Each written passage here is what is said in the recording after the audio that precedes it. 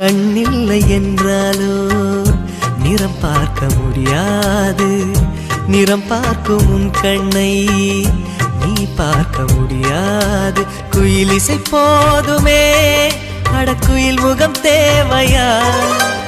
உணர்வுகள் போதுமே, அதன் உருவம் தேவையா?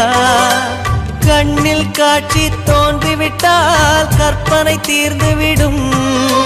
கண்ணில் தோன்றா காட்சியில் தான் கற்பனை வளர்ந்து விடும்.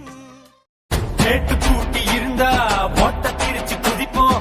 இரும்பு பெட்டிய பார்த்தா நாங்க ஏடிஎம்மா நினைப்போம். கையெழுத்த போட்டு காசத்தான அடிப்போம். கல்லா பெட்டிய பார்த்தா நாங்க